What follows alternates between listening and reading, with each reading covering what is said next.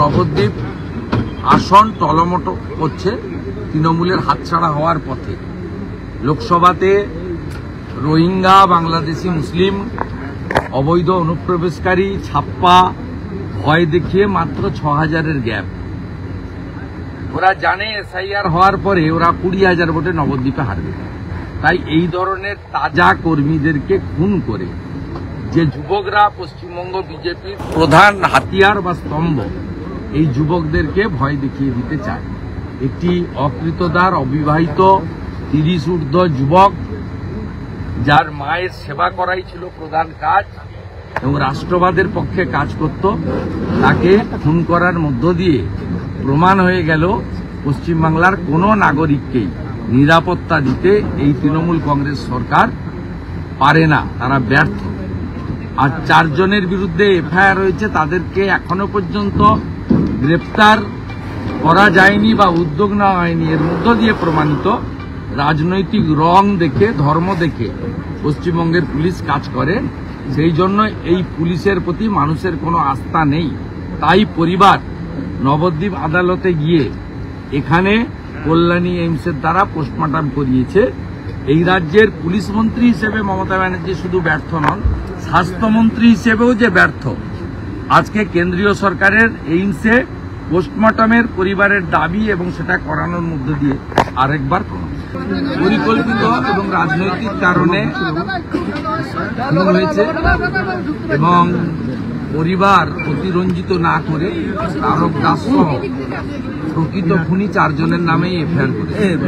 দুর্ভাগ্যজনক এটাও সত্যি যে আজকে ২৪ ঘন্টার বেশি, প্রায় ৩৬ ঘন্টার বেশি অতিবাহিত হওয়া সত্ত্বেও একজনেরও গ্রেপ্তার হয়নি। এখানেই প্রমাণিত রাজনৈতিক রং দেখে পশ্চিমবঙ্গের পুলিশ কাজ করে। এই ঘটনাতে মারামারির কোনো সিন নেই।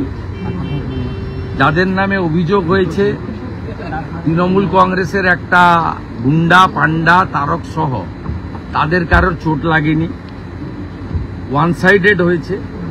এবং সঞ্জয় অত্যন্ত পরিচিত ভারতীয় জনতা পার্টির কর্মী, আমাদের সম্প্রতি যে মেম্বারশিপ হয়েছে মেম্বারশিপও নিয়েছেন।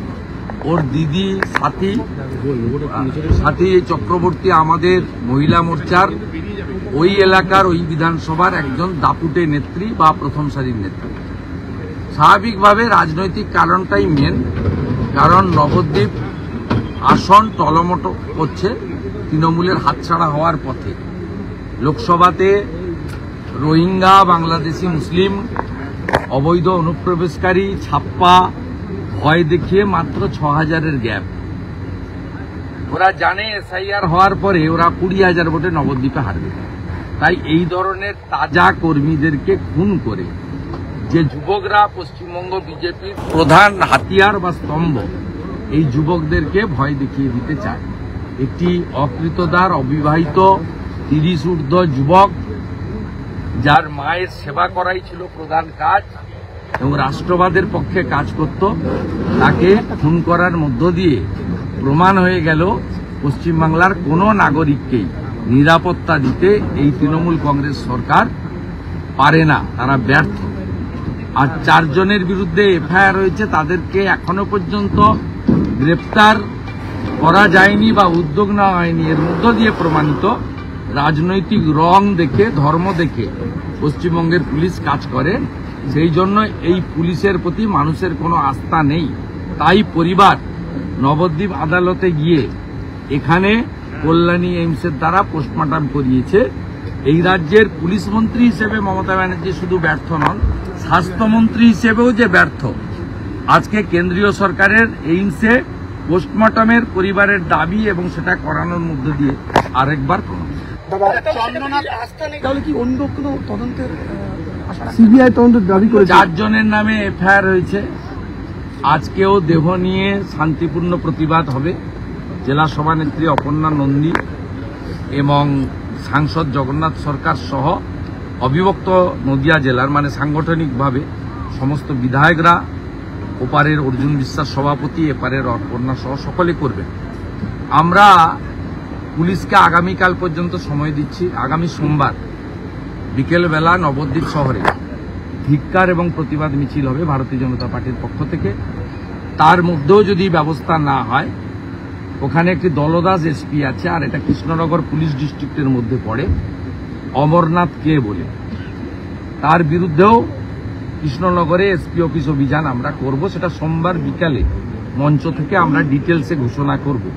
এবং নবদ্বীপের আইসি তিনি ওখানকার পৌরপ্রধান দুর্নীতিগ্রস্ত বিমানবাবু সহ এখন ওদের হালি নেতা মুকুটমণি, এরা সবাই মিলে ওইখানে যে দুর্বৃত্তের রাজত্ব চালু করেছে এরও শেষ দেখে আমরা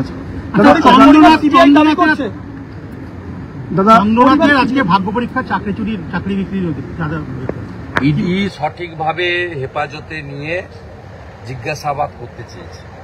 কোর্ট কি করবে আমি জানি না। আমি মনে করি ইডি সঠিকভাবেই তার আবেদন রেখেছে কোর্টের কাছে। এই সব লোককে যার আয়ের থেকে বেশি সম্পত্তি খুঁজে পেয়েছে ওনার এবং ওনার স্ত্রী, তাতে তাদেরকে ডেকে জিজ্ঞাসাবাদ করা উচিত। কারণ যে থিওরিটা পশ্চিমবাংলায় চালু আছে 75-25, তা 25-এই যদি 12 কোটি উদ্বৃত্ত সম্পত্তি হয়, তাহলে 75-এ 36, সেই 36 কোথায় গেছে? পিসির কাছে না ভাইপোর কাছে? এটা জানতে গেলে চন্দ্রনাথকে হেফাজতে নেওয়া হবে। কি বলবেন? মুখ্যমন্ত্রী পুজো দেবেন। মমতা ব্যানার্জি হিন্দু বিরোধী, সবাই জানে। হিন্দু ধর্মকে গন্ধা ধর্ম বলেন, মহাকুম্ভকে মৃত্যুকুম্ভ বলেন, আরএসএস, বজরং দল, বিশ্ব হিন্দু পরিষদ, সনাতনী সংগঠনগুলোকে বলেন জঙ্গি সন্ত্রাসবাদী। অতএব উনি যে হিন্দু বিরোধী, সনাতন বিরোধী, এটা সবাই জানে, নতুন করে কোনো কারণ নেই। পশ্চিমবাংলায় প্রকৃত হিন্দু যারা, তারা শাস্ত্র পঞ্জিকা মেনেই চলেন। পিতৃপক্ষে কোনো শুভ কাজ কোনো হিন্দু করে না। পিতা মাতা যাদের গত হয়েছেন তারা গয়াতে এই সময় পিণ্ডদান করেন। আমাদের শুভপক্ষ শুরু হয় মহালয়া দিয়ে, দেবীর বোধন দিয়ে। আজকে উনি যেটা করছেন এটা হিন্দু ধর্মের অপমান, বরাবরই করে আসেন, প্রকাশ্যে করেন। বিধানসভার ফ্লোরে বলেন মহাকুম্ভ নয় মৃত্যুকুম্ভ, প্রকাশ্যে বলেন হিন্দু ধর্ম নয়, ওটা গন্ধা ধর্ম। একমাত্র ব্যক্তি যিনি রাম মন্দির উদ্বোধনের দিন মিছিল করেন, স্বাভাবিকভাবে মমতা বন্দ্যোপাধ্যায় আমাদের যে হিন্দু ধর্মীয় রীতিনীতিকে বদল করে হিন্দু ধর্মের অনুষ্ঠানকে কালচারাল অনুষ্ঠানে পরিণত করতে চান। একটাই কথা বলবো, জাগো হিন্দু জাগো। সুরাবর্দী মোহাম্মদ আলী জিন্নার অসম্পূর্ণ কাজ এই মহিলা করছেন।